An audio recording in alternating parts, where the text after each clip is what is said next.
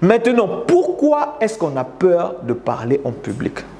Parce que pour pouvoir surmonter la peur, il faut qu'on puisse d'abord la comprendre. Pourquoi c'est important? Parce que nous, les êtres humains, toutes les choses qu'on ne comprend pas, on dit que ce n'est pas bon. Et c'est la même chose avec la peur. Maintenant, la question que je vous pose, est-ce que c'est la peur le problème ou bien c'est le film qu'on se fait de la peur? Le film qu'on se fait de la peur. Je prends un exemple. C'est M. Inoussa, c'est bien ça. Supposons que M. Inoussa, il a l'habitude de prendre la parole chez lui à la maison devant son miroir et puis il n'y a aucun problème.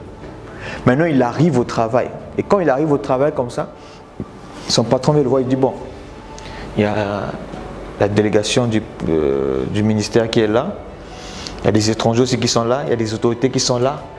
La présentation que tu dois faire la semaine prochaine, là, tu dois faire ça tout de suite. Lorsqu'on, qu'est-ce qui se passe dans notre cerveau?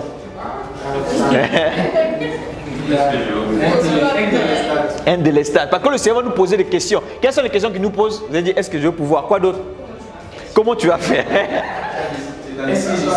Est-ce que je suis prêt? Vous avez dit quoi? Tu es dans le sale drap. Je vais aller dire quoi là-bas? Je suis foutu. Je suis foutu, je n'étais pas préparé. Quoi d'autre? Et souvent, il nous fait un flashback. Si quelques jours, ou bien il y a des semaines, ou bien il y a des années, tu as pris la parole et puis ça ne s'est pas bien passé, il va te ramener le film là de ta tête. Tu vas voir, tu te souviens la dernière fois, tu as pris la parole. C'était compliqué.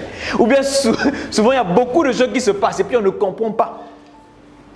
Maintenant, face à toutes ces questions que le cerveau nous pose, nous on répond inconsciemment, non, je ne peux pas. Maintenant, quand tu dis non au cerveau, tu ne peux pas dire, ok, vu que toi tu ne peux pas, moi le cerveau, je vais te protéger. Maintenant, te protéger de quoi? Te protéger de toutes les choses que vous avez citées au départ. La peur du regard, la peur de ne pas être à la hauteur, la peur de commettre des erreurs, la peur de ne pas convaincre, la peur du public, tout ce que vous avez cité qu'on avait écrit. Et qu'est-ce qu'il fait? Il va déclencher les mécanismes de protection. Et quels sont les mécanismes de protection du cerveau, d'après vous? Le cœur qui bat. Le cœur va commencer à battre vite. La voix va commencer à trembler. Il fait froid, tu as chaud. Il fait chaud, tu as froid. Les mains seront moites. Comme quelqu'un a parlé du blackout, c'est-à-dire que tu t'es préparé, mais on te dit parle maintenant, tout disparaît. Tu as l'impression que tu n'es jamais allé à l'école. Tu commences à paniquer. Tu commences à stresser. Tu veux même tomber malade. Et si c'est la veille, tu risques de ne pas dormir, tu as l'insomnie. Et le jour J, il y a souvent un bruit qui se passe là, c'est comme si dans les oreilles ça fait tuii. Il y a la diarrhée, il y a les maux de ventre, tu deviens parler, tu deviens lourd, tu deviens aveugle parce que tu vois les gens mais tu ne vois plus. La protection du cerveau. Donc le cerveau, il est juste en train de nous protéger parce qu'il ne veut pas que vous puissiez vous faire du mal. Maintenant, ces mécanismes de protection se déclenchent toujours au début. Et le début, c'est comme le décollage d'un avion. Lorsque l'avion décolle, les moteurs sont en plein régime et ça consomme beaucoup de carburant. Mais quand ça arrive dans les airs, ça se stabilise. C'est la même chose avec la peur.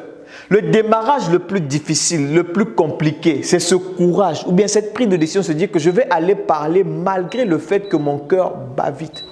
Parce que si vous arrêtez ici, ce qui va se passer, c'est que vous avez envoyé un message au cerveau pour dire que ça, c'est dangereux. Donc, qu'est-ce qu'il va faire? Il va renforcer la protection autour de vous. Il va multiplier ça fois 1000.